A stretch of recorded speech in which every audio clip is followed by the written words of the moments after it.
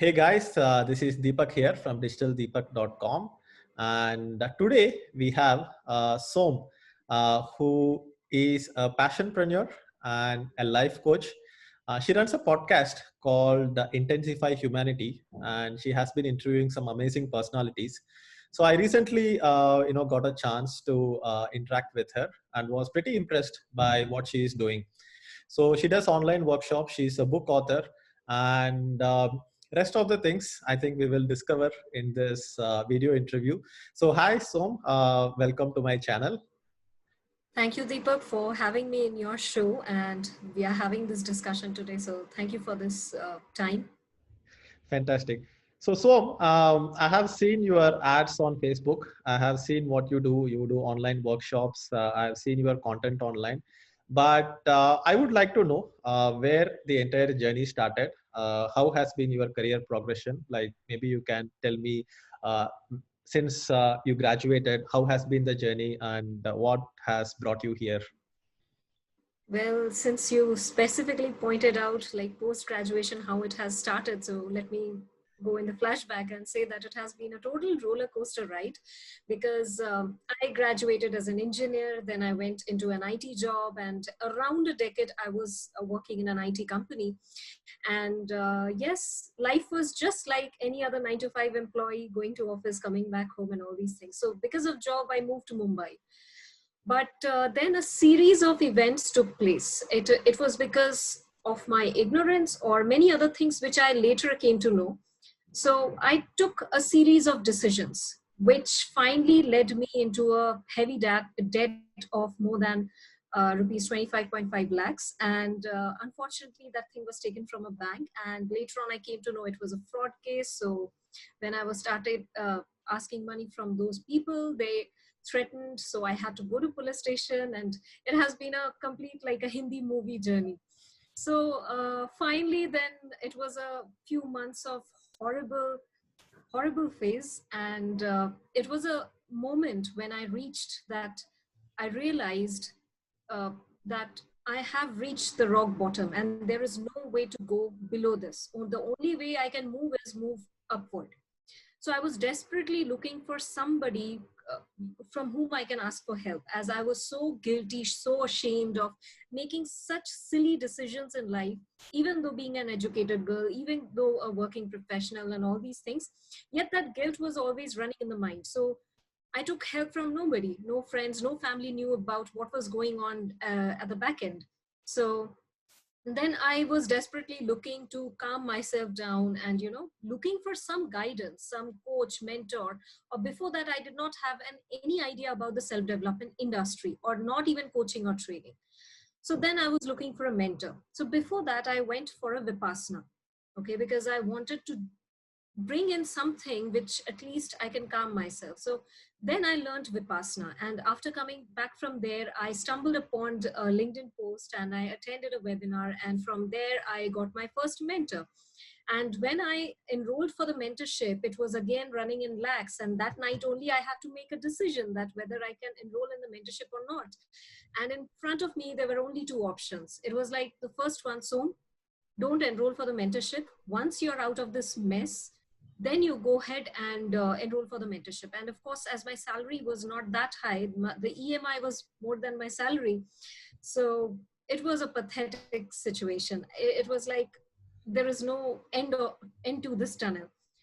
But then the second option which came in front of me was, my mind was telling me, you can earn anything you want in life, but you cannot earn back the time if you waste this time right now. So that something kicked me inside, and I arranged money from somewhere, and then I enrolled for the mentorship. And if I wouldn't have enrolled for the mentorship, my life wouldn't have turned around within 1 year. So not only coming out from the debt, but also quitting my job, launching my book, which became the one of the best-selling book. Like, this is the book which has a portion of my experience, along with the entire process of how actually I implemented in my life and to the point of where I am today. Then started my podcast, and with God's grace, it's like I got opportunity to interview some of the fantastic leaders of the world. And like I did not even reach 50 episodes in my podcast, but I had the opportunity to directly learn from them, interact with them, and all these things. So then I became a mentor and a coach. Why? Because I know what the mentoring and coaching played a huge part in my own journey. If that mentoring I wouldn't have got at that point of time, I wouldn't have been sitting here today having this discussion with you. So when I wrote the book, Deepak, so lots of people approached me and said, "Thank you for writing this book. I'm going through a similar situation. At least now I know what to do next." So it's like every one of us makes choices every day. So you made a choice to have this interview. You made a choice to go into digital marketing and do various stuff. So each and every one of us makes a choice every day. But when we are making the choice, we are not sure whether the consequence will turn out as expected or not. But when the consequence come and the result come, then we are like, oh shit, this is a wrong choice. But it's not a wrong choice. While making it, you don't know whether it is right or wrong. So every incident tells you something or the other. So one thing I learned is every problem was trying to tell me something, that do something out of your life. This is not who you are. So these grave problems came in a way to tell me that this is not you. So in a 1 year span, this is the entire journey that took place. And today I'm mentoring and coaching people along with my mentor. And I also started my own Intensify Life mentorship program. So take care of those mentees. Along with that, I'm doing podcasts and I have some online programs as well. And I also give webinars, as you were mentioning, webinars and workshops on podcast creations and all, and also about, get the freedom and success formula, the frameworks and all. So that is in a nutshell. Fantastic. So, amazing journey, first of all, and thanks for being candid about some of the, more vulnerable moments of your life as well. I think, that is something that comes out of maturity, and then it's behind your past. It's like a story that we share. And I also, had situations where I had hit rock bottom, and sometimes you end up looking at it and you're actually thankful for those situations in your life because it changed completely who you are. You dropped all the inhibitions and trying to live up to a certain image that you have built for yourself. It gets crushed and then you can rebuild that image from scratch. So few things which was kind of stood out with what you said. I think Vipassana, I have heard about it. I have not done it yet, but I know people who have done it. And I think that one thing kind of completely changes them. And, their face actually changes. They start looking a little bit more brighter, have more clarity in life. So I think that is something that I would also start, seriously considering, let the lockdown end. And what is the time span of this entire thing? So how long has this journey been? Like which year did you graduate, and like maybe 5 years, 6 years, or how long? I graduated around 2011. Okay. And Yeah, yeah, around 9 years now. Yeah. yeah, 9, 10 years. Yeah, I So think it takes that that much itself, time. Yeah, it takes yeah. that much time. And one more thing that a lot of people in my audience and a lot of people don't get is that people spend 4 years in engineering. By the way, I'm also an engineer. I did civil engineering, and so people are okay spending 4 years in engineering. They are okay spending 6 years when it comes to, let's say, learning, let's say, medicine or something like that. And it's usually a span of uh, 7 to 10 years it takes before you can start shining in your career. And a lot of people today are very impatient in terms of building their personal brand online. So now you have a personal brand online. You were visible, and that's what made me reach out to you. You have published a book, which is very important for personal branding and to be seen as an authority. And then you are in a position where you are also kind of be in a position where you can rub off on others' personal brands, because let's say you are interviewing certain personalities and their personal brand rubs off on you, and then it starts elevating slowly. The way people perceive you completely changes. So one thing that I keep telling my audience is that you can't like do a course this month, and 6 months down the line you can't be perceived as an expert and start mentoring people and start teaching people. It is going to take some time in terms of investing in your own personal brand. And then I teach them all the techniques that is there. But one thing that I appreciate is the consistency that you had. in terms of not giving up. Right now, it might look like, you put it as if, okay, I did this, and now I'm here. But obviously, the actual situation is like a way more of a roller coaster ride, right? There That is, was an iceberg. yeah. Yeah. So, So as you yeah. rightly pointed out, I want to highlight that section as well. When people talk about personal branding, they think that okay, it's a very glamorous thing. Let's do this. I'll be visible and I will become a brand. No, there goes a lot of effort behind it. And when you talk about personal branding, most of it is first knowing who you are, what you stand for, and what is your message, and how you are communicating and how you're connecting with the people out there.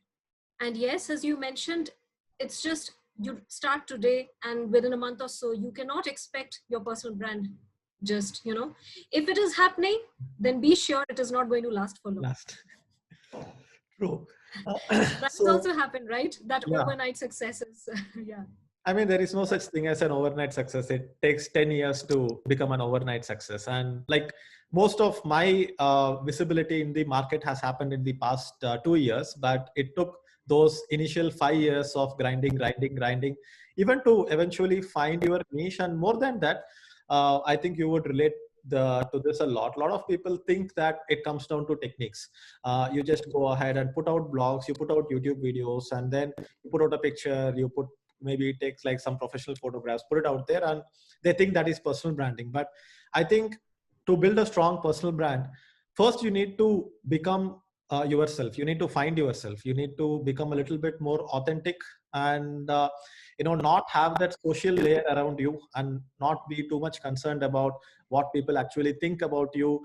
And ideally go ahead and kind of merge your social persona, whatever persona you have for different people, and then what you actually are.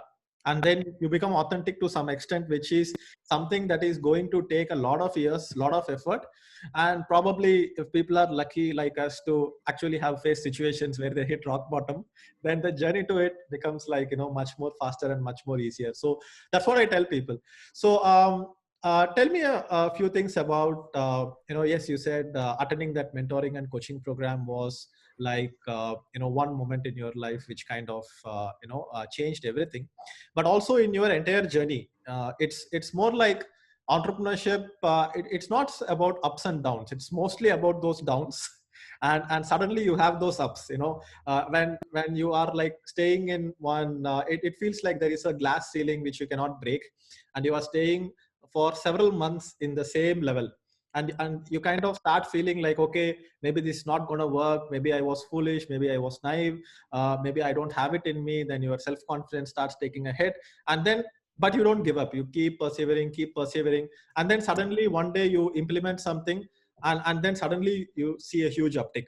Like then it feels like, okay, maybe this is gonna work. And during your initial journey, you are also getting overexcited. Okay, I'm going to become a billionaire, I've sorted out everything.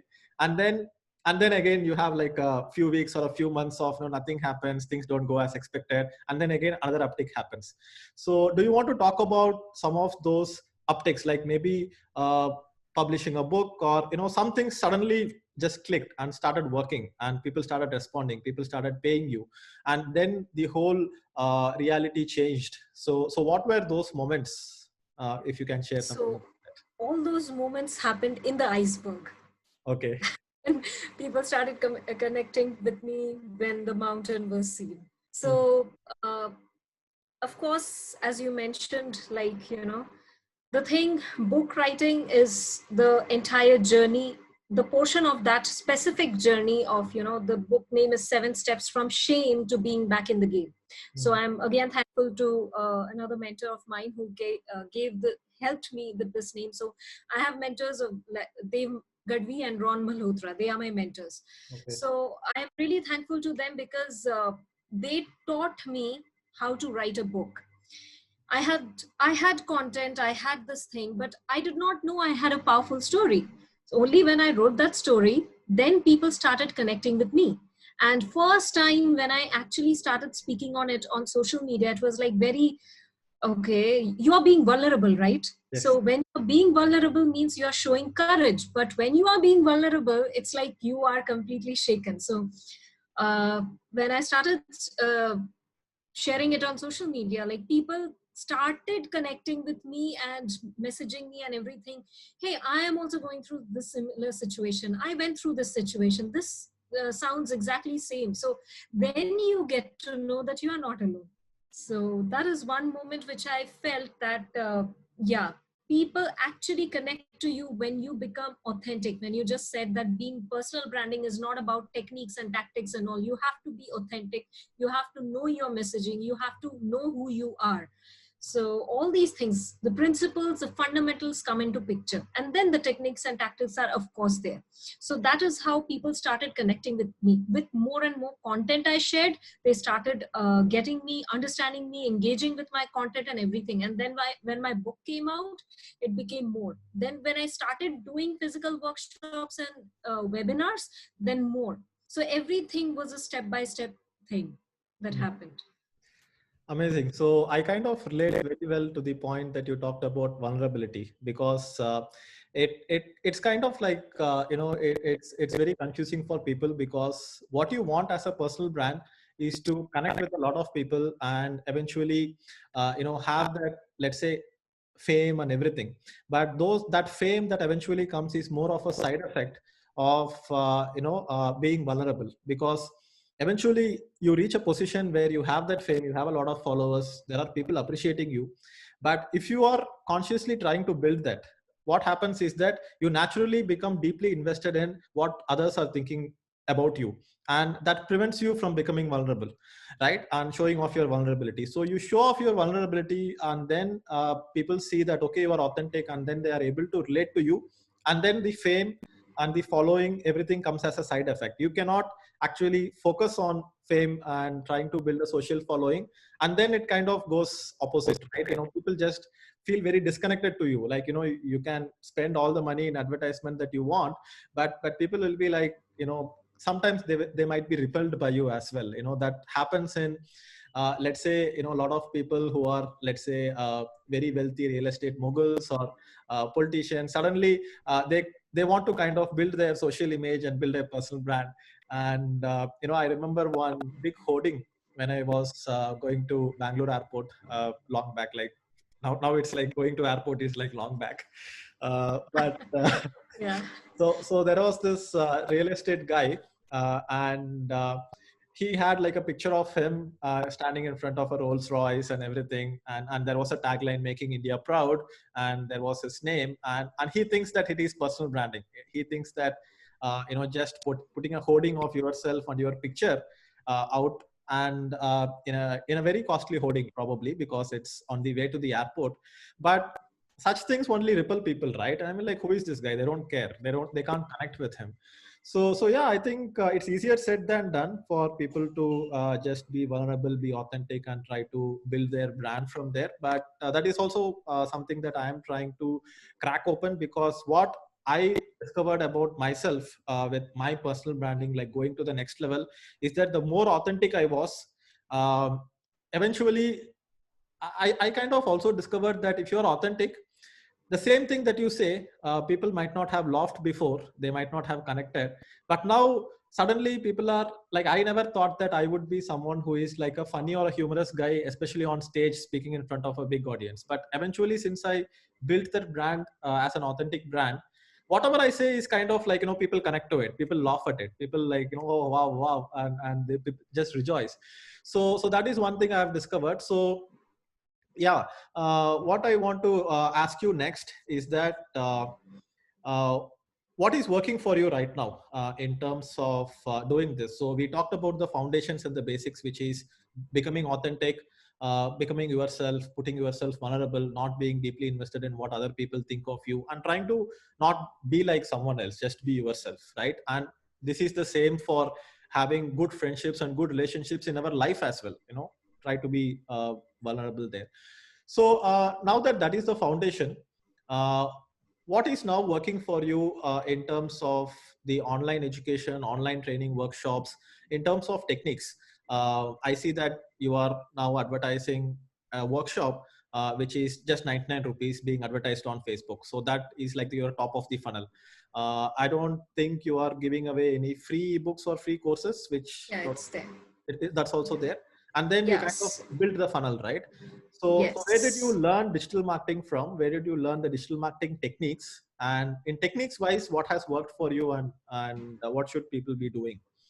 Right. So I first question, where did I learn it? I learned it from my mentor, Dave. Okay, so he taught everything like this, and what I am doing currently that is working. So I tried and tested very many techniques previously, like different types of webinars previously, but in this lockdown phase, especially just before lockdown phase, I started doing this, and I decided that I will do every weekend webinar, because there are messages that people ask me that when are you doing your next webinar. Then I decided, okay, let me do it every weekend this time.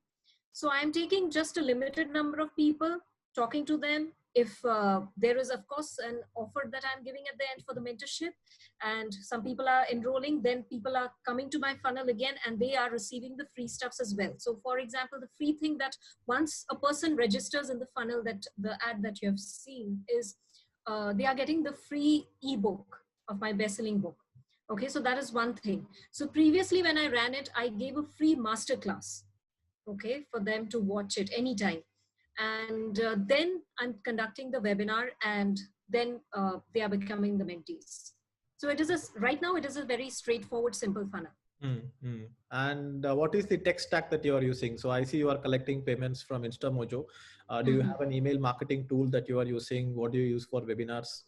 So I have my friend and co-colleague also, who takes care of all these things. So um, it's like he calls himself Coach Funnel. So he is mad about funnels.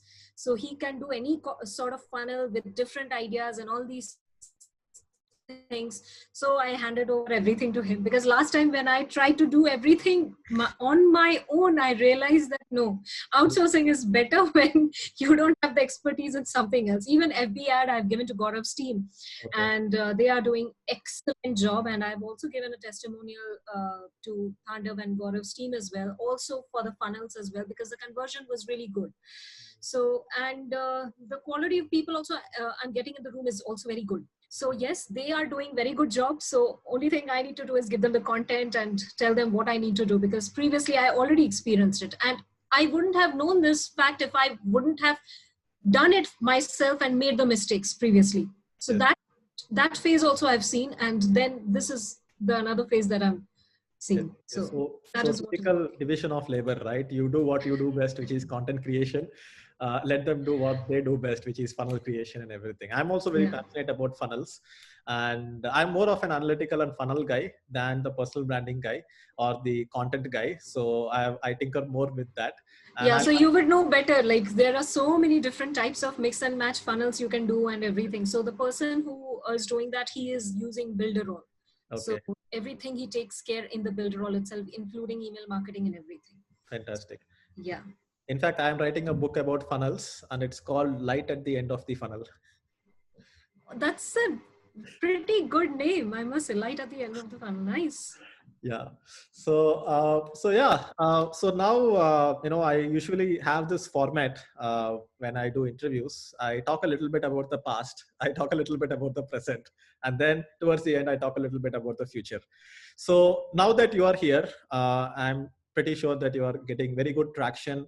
The reality around you has changed. Now it's all looking hopeful in terms of, and I'm pretty sure that you are not in that zone where uh, you know uh, like you might not be in a position where you can say that you are financially free, that you don't need to work for the rest of your life, but you are definitely in a position where you work because you choose to, not because you have to, right? Exactly. And suddenly you reach this position where uh, the money problem that was there all the time, suddenly goes away, and then new possibilities open up, and then you are not worrying about Yes. money anymore. You got your basic needs fulfilled and everything, and that's when you start building your future, you start building your dream, and you start thinking about possibilities, and not just in terms of your own personal success, but how much impact you can create for the world around you with the leverage that you have created.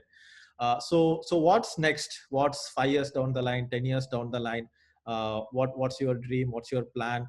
And where is this going to go? You can talk a little bit about. So I have basically four initiatives that I really want to work on. First is definitely the podcast. So I have thought and I made it a goal that I am going to interview 200 people this year. So it is still going on, and editing and everything, it takes time, but still I am like uh, able to interview people. And as I mentioned, it was good opportunity, or the way I approached, or my content, whatever it is, they said yes to my podcast. So yes, it was really very good interviewing them, and this is giving more and more hope and think that yes, I can reach other people in this domain and that domain itself. So yes, that is one of my main focus. The next thing is definitely the mentorship. The two things that I'm doing with both my mentors is like my mentor has partnered with me, and that is also I'm thankful for. So we are having already like I have a bunch of 16, 20 mentees already together with Passionpreneur once he see everything. But the next batch which is coming on, that is going to be huge. So depending on the number of people coming there, because the responsibility will also increase, my time and my energy commitment will also increase. So that is one there. We are taking at international level also. And another thing, the final thing that I have done is I have launched my own mentorship program, that is Intensify Life program, where I have limited people. Like I have started with 10 people, and I focus on them like a long-term mentorship. So because I give them more time over there to get the results, because just like my mentor said, I need to focus on the results. So I always focus on the results, because when they win, I win automatically. So the next phase of this mentorship program is I am taking in more people in the consecutive batches. It would be small batches so that it is not overcrowded and people get more focus and attention from my side as well, because that is very essential. Because in training program, what happens is you give the training, you go away. You don't see where the person is going wrong, or how you can tell them what needs to be done and all that. So since this is a mentorship program, the quality always have to be kept at this level, or it has to just increase. It cannot go down. So that is one thing. And talking about online programs that you were asking, yes, I have one already program which is running really good. It is like a very precise course for anyone who is having problems in life, and they can step by step come out of that problem. So it is like a 3-step formula to level up your success. That's a digital program I have. Okay, for people who cannot invest much, that is there. Next program that I'm launching is about podcasts, like launch your podcast in 30 days, and it is doable. You don't have to depend on anyone. So anybody who is looking out for podcasts, this program is going to help them, because I give podcast webinars and all. But if there is a complete program, even showing how to do the editing themselves and everything, it will be helpful for them. Because when I started my podcast, it was so horrible to get this chunk of piece from here, that chunk of piece from there, and I learned each and everything from scratch, reaching out to people, how to get their appointment, framing the script, questionnaire, how to make it very unique each episode, how to ask questions that they like. Okay, so that I become memorable to them, that this is one of the best interviews. So I have been fortunate to hear this from people like Mark Metry, Jaswinder Sanghera, Ron Malhotra, Dev Gadvi, and all these people. Even I interviewed Chetan Mahajan and all, that they said this is one of the, Mark Metry said this is one of the best podcasts he has ever been. So that was a very big validation for me that what I'm doing is good and I can do it better. So that is another thing. Hence, anybody who is interested in doing a podcast and interviewing people, bringing out stories, telling stories, it will be beneficial for them. So that is going to launch soon. Amazing. So I'm looking forward to that. In fact, I am just getting into the podcast game, and Okay. I keep the podcast mostly audio focused because that goes a little bit deep in terms of questions. And I have named the podcast as Deep Talk with Deepak. So that's Deep talk with Deepak. Oh, that's nice. so that's the podcast. And so amazing to see all the programs coming up and what you're doing. One final question before we end today's interview is that a lot of people get into the market, and they think that they are in the information business, and that is what I also was thinking when I got started, because I was a blogger, I was publishing content, You are basically doing it like a publication or like a news channel or something, and then you go ahead and publish video content, YouTube content, course content. And then it took a long time for me to realize that, hey, I'm not in the information business, but I'm in the transformation business. What I discovered was that people used to buy my courses. Hardly 5% of the people used to complete it. And then I always had to keep advertising to get new customers. And one of the things that I realized that, hey, why am I not getting that much of repeat customers? There were a very small percentage. Is because people buy the course, they don't use it, they don't implement it, and they don't transform. So eventually, the entire realization I had with this whole online mentorship slash coaching slash online course industry is that you need to be focused on creating some transformation, and you need to create some structures so that they actually do things, transform, and have some pressure, positive pressure there. So is it something that you also have seen? And with your coaching programs, is there any implementation side of it, or are people just gaining information from you and walking out, or are they actually doing something to implement what they have learned? And what do you do to make sure that they actually implement? That's a very interesting and very important question that you have highlighted, Deepak. So yes, as you mentioned that at the beginning, that there is too much of noise around. Any free thing you want, you will get it at the tip of a click, right? That anything is available. Now the problem is you don't know which one is really going to work for you until and unless you try it. So how do you know it is going to work? You look at what the person has been. Now here I want to also highlight, because many people don't know, that there is a difference between training, consultancy, coaching, and mentoring. So when talking about coaching and mentoring, it covers the entire aspect of training and consultancy as well. So when talking about mentoring, it is like a 360-degree coverage. As you mentioned, it is transformation. It is not information. What are the things that come into picture? First is, of course, the knowledge that you impart. Next thing is the break down the entire thing that you want to give. Break it down into tasks. Let them do the tasks. Come back. They will fail. They will face challenges. See where they are lacking. You need to guide them. And then when they are, everyone will take, by the way, every mentee takes their own pace, and it is not like every shoe fits all. So some people will do it very fast, some people will do it not so fast and all. And the way you approach every mentee is different. So there comes the mentoring, all back-end aspects. So people think that mentoring, coaching, okay, just like any other training program. No, the kind of level of involvement and energy you need to give is something that will make that transformation happen. And this I also learned from my mentors, that in my entire program, I can be very sweet with you. If you are my client or you are my mentee, I can be very sweet with you, and I will just tell you the stuff that you want to hear. Sugar coated stuff. Oh, very good. You did very good. And I will not give any scope for you to do it much better. I will not push you hard, which I am supposed to do. On the other hand, if I choose to be a little bit strict and a little bit direct with you, it does not matter. You might cry, you might feel bad that, oh, she said like this. But ultimately, when you finally get the result, then it is because I pushed you and I was so direct with you. So all these things come into picture. Like people want to be really nice with their customers or client or whoever, so that they think that, okay, let me retain them like this. No, you cannot retain by being something you are not. So like I am very direct with people. So that's why I in my selection process in webinars and physical workshops as well, I go through the selection process.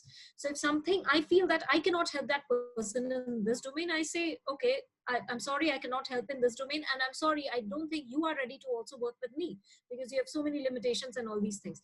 So only after handful selection criteria, I work like that. So that is what people needs to remember, not only in terms of information, because information is everywhere. You need to focus on transformation as well. Fantastic, amazing. So I also relate to that a lot. And in fact, people who I train, they say that I'm being so tough on them. One guy posted on the group that I came in his dream and I was asking him, where is the assignment? And I was shouting at him, it seems. So one of the things that I have been trying to crack is, how do I get people to take action, and how do I create that positive pressure? Because when you are in a school or a college, you have some pressure anyway. Sometimes it's positive, sometimes it's negative. So positive one is like the ranking, having some level of appreciation, getting some awards and medals, and that is like the positive reinforcement side of thing. That's the carrot. And the stick here in schools and colleges is that you might not pass, you might fail. If you don't study well, then you have to bring your parents and things like that. So there is always some kind of pressure there, which makes people go through some rigor, because if there is no rigor in terms of learning and implementation, then people are not going to transform, right? Coal becomes diamond under pressure. So one thing that I've been trying to do to try to bring this entire thing online is that I launched a program called internship program, because a lot of people were like, hey, I want to become an intern. Can I become an intern in your company? So I kind of felt that the word intern is like very good for marketing. So I created a program called internship program, where I said that the program cost is 10,000 rupees, and there is going to be 10 assignments with after every live class. And for each assignment, you will get like 1,000 rupees back if you complete the assignment. If you don't complete the assignment, you will lose that money. So I wanted to do it as an experiment to see how it works. So the first webinar I did, I enrolled 500 students right off the bat in the first batch. And I have done batch 2. I'm going to start batch 3 now. Batch 2 is like 750 people, and batch 2 is like 15,000 rupees. And it's a huge operational nightmare to approve the assignments and make payments back and everything. Payments fail, all that happens. But I kind of had a inkling that even if I say that I give all the money back, life gets in the way. People will not complete. Not everybody will complete. So there will be a percentage of people who will not complete, and that would be my profit margin. But the sale becomes very easy, because for them it's like technically free. You just complete everything and you get the money back. So it's more like gym economics, right? If everybody who signed up for the gym come to the gym, then the gym cannot operate. The gym is the people who go to the gym regularly is being subsidized by the people who pay but don't come to the gym. So this entire program of me doing the live training and everything, there is no charge for it, because the people who don't complete the assignments actually pay for it, and the people who complete all the assignments end up getting all the money back. And there are people who actually made more money from the program than what I paid, because I said for the top 100 students in every batch, I will give you like extra bonuses. So there are people who paid 10K and got back like 15K. And this has increased my total course completion rate to like 70%, which is like unheard of in the industry. Wow, that is some technique and some strategy. That is really superb. So actually right now I'm working on building a platform where if other people want to launch similar programs, because the payments and tech and everything is a nightmare. So if other people want to launch a similar kind of program, I'm building a platform. First, I'm going to use it for myself, and then it will kind of become like a learning management system in itself. But you can configure that. You can say that, hey, these are the assignments I'm going to give people. It could be as simple as going and writing about what they have learned in a blog. It could be as simple as that. Hey, go on. So that's actually my first assignment. I just give a class on marketing fundamentals, and I tell people that, hey, go ahead and write what you have learned, like a school homework. And I tell them that you go ahead and publish on Medium, WordPress, or wherever you want. But now that you are my interns and I am paying you to do these tasks, I tell them that you have to backlink to my blog as well. So in the first batch, I got like 500 backlinks. Second batch, I got like 700 backlinks, and everybody is writing about the internship program out This there. is a superb strategy. So that's one thing which has been like, I'm really stoked and really excited about what I'm working on right now. And I'm working with a tech guy to develop a platform where if you want to launch a program there, you come there into the system, you say that, okay, these are the 10 lessons that I'm going to teach people. These are the 10 assignments. You will have a backend where you can approve the assignments.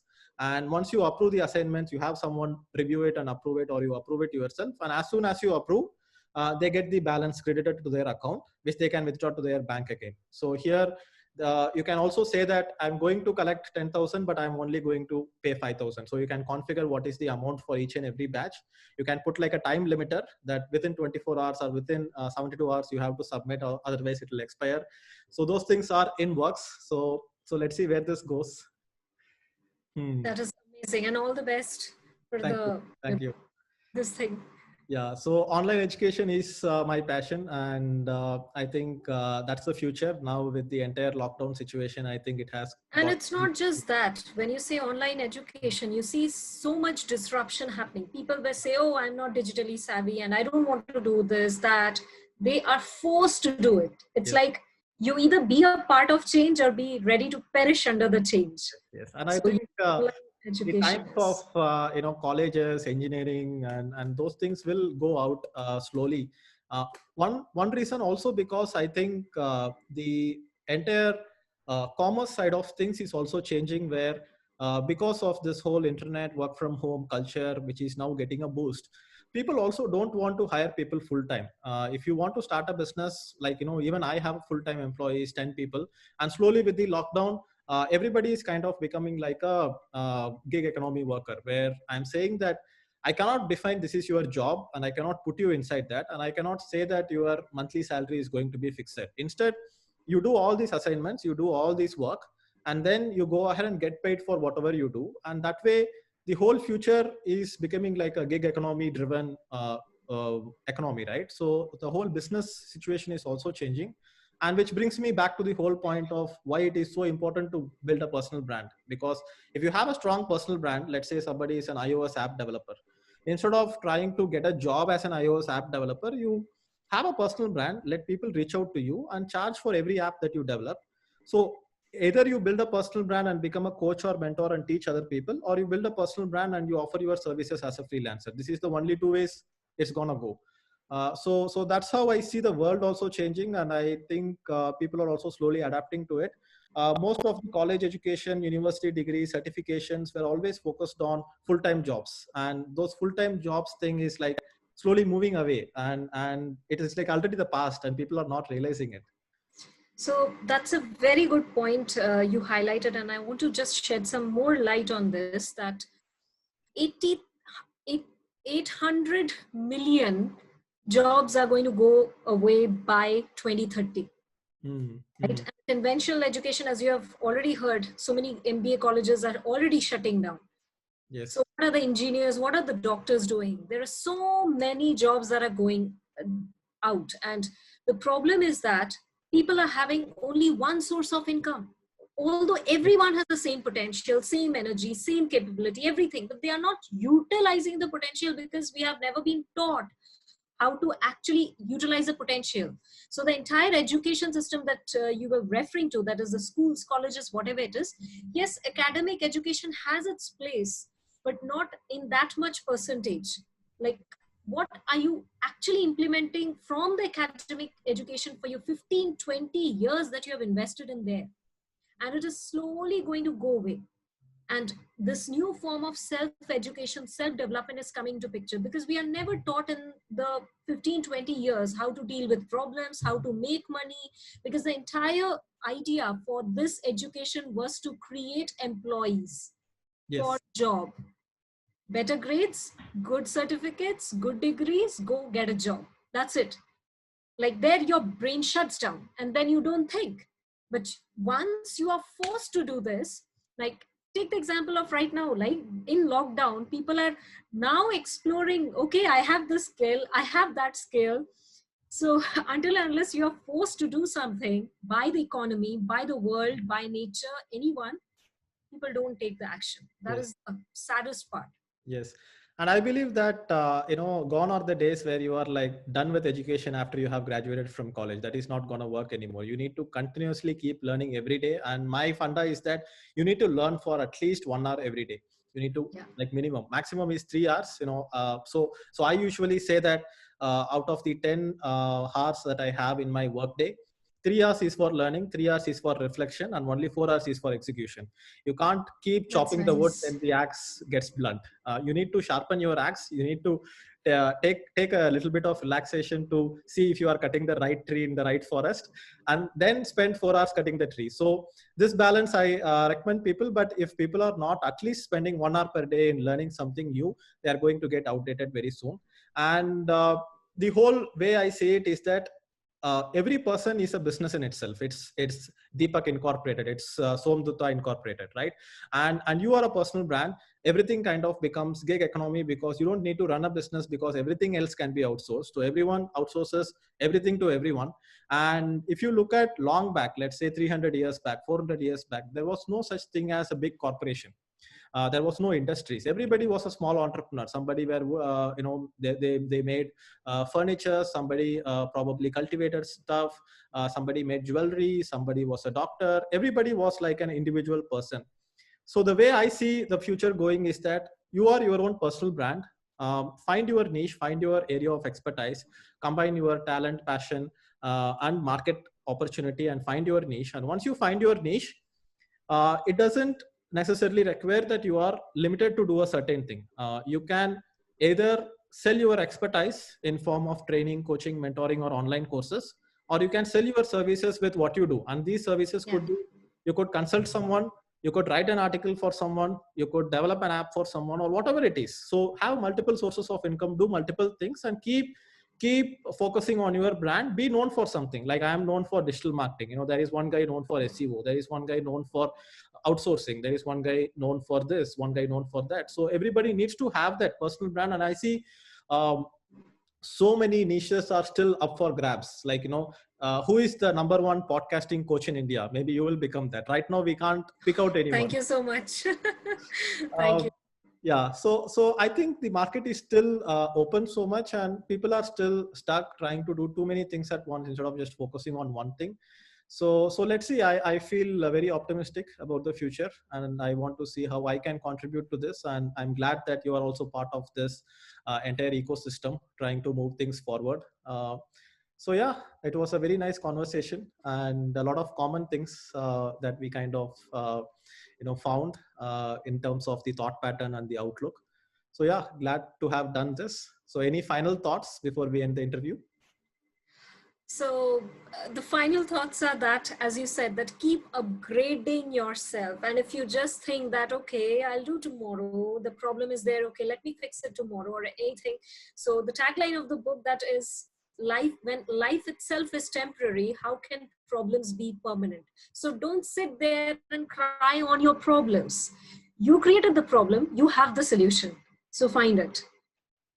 So. Fantastic. I think that's a quote to take home. When life itself is temporary, how can the problems be permanent? That's very powerful. Yeah. Thank you, Deepak. Thank you for having me on this show. And it was really amazing having this discussion with you. You too. The same pleasure.